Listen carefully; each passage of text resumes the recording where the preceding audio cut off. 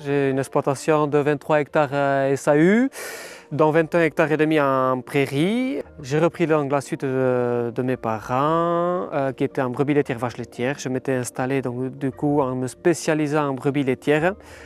Aujourd'hui, sur ces 21 hectares et demi de prairie, j'ai 250 brebis adultes et je garde après une cinquantaine d'agneaux de renouvellement.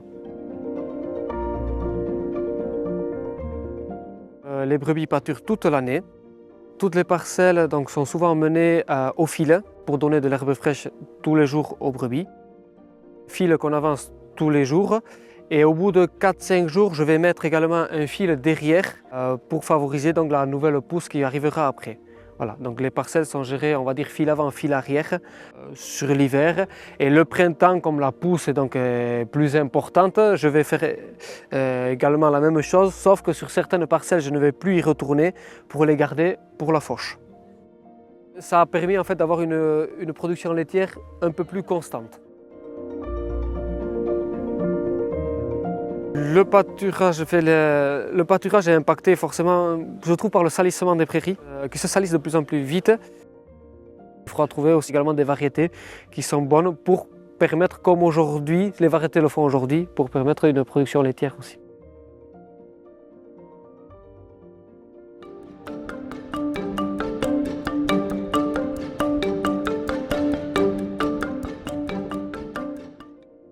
En fait, une prairie résiliente, c'est une prairie qui va pouvoir résister à des conditions difficiles pour elle, des conditions de sécheresse, mais aussi les fortes températures. Et comment est-ce qu'on fait pour les préserver?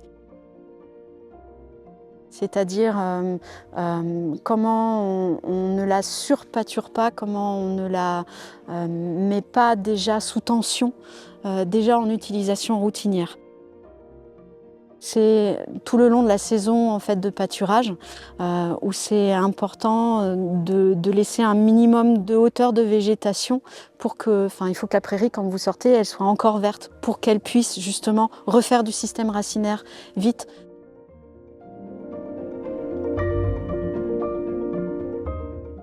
Pour éviter un salissement trop important des prairies, là où ça va être important de maintenir le plus possible un couvert végétal. Donc on en revient à ne pas épuiser les bonnes espèces. Et pour qu'on puisse avoir un tapissage maximum, une couverture maximum du sol, pour que les mauvaises graines puissent moins pousser et moins d'accès à la lumière, etc.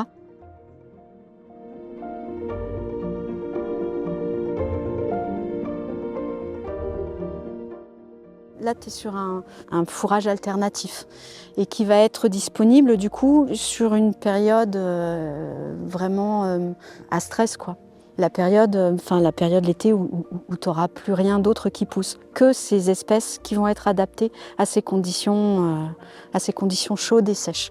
Et là, ça va être des graminées estivales, des sorgho, multicoupes, ça va être du teff, ça va être des légumineuses. Ça peut être des prairies enrichies en espèces avec des systèmes racinaires plus profonds, comme des plantains, des chicorées. Mais le but du jeu, ça restera un palliatif. Le but du jeu, ce sera vraiment de préserver ces prairies pour qu'on puisse regagner vite en quantité d'herbe disponible dès que les conditions vont redevenir plus favorables à la pousse des espèces de nos pays tempérés.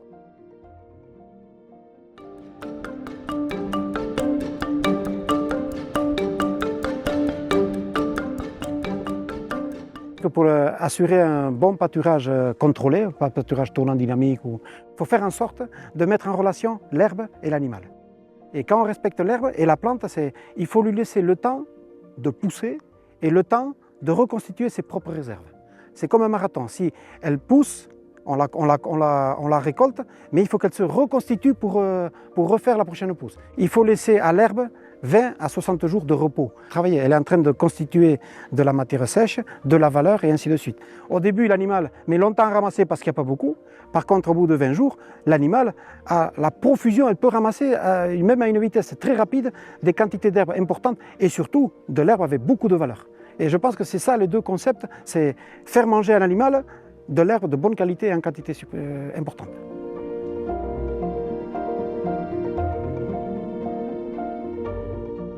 Il faut prendre conscience que des quantités d'herbes qu'on a à disposition dans le champ. Et du moment qu'on connaît la quantité qu'on a à disposition, on peut faire des calculs et après on voit les animaux, comment ils se comportent. S'il y a assez, s'il n'y a pas assez. Et bien c'est à l'éleveur peut-être à réduire le temps de parc.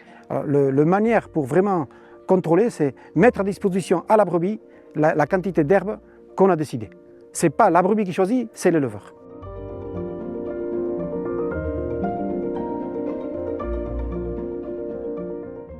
Quand on surpâture, il ne faut pas manger en dessous de 5 cm l'herbe, parce que là, il y a des réserves racinaires aussi là, qu'il ne faut pas empiéter pour le marathon qui vient par la suite.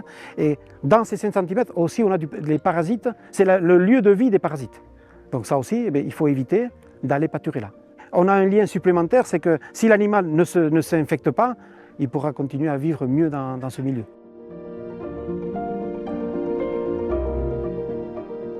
Pour moi, le pâturage, c'est la relation, c'est vrai, c'est une symbiose qu'on fait entre l'herbe et l'animal. L'animal, on ne lui donne pas le choix, il mange ce qu'on nous, on a décidé. Et quand la brebis aura un comportement, mettons, de pas de faire de surpâturage, eh bien, la plante va se développer davantage. Et en plus, quand elle se développe, elle a une chance, c'est qu'elle va produire plus. Avec le pâturage contrôlé, eh bien, on peut arriver à produire peut-être 20 à 30% de matière sèche en plus par hectare. Les éleveurs, quand ils s'aperçoivent de ça, ils se disent « Ah, là, il y a quelque chose de bon quand même ». C'est vraiment, c'est arriver à valoriser, c'est vrai, l'or qu'on a sous les pattes.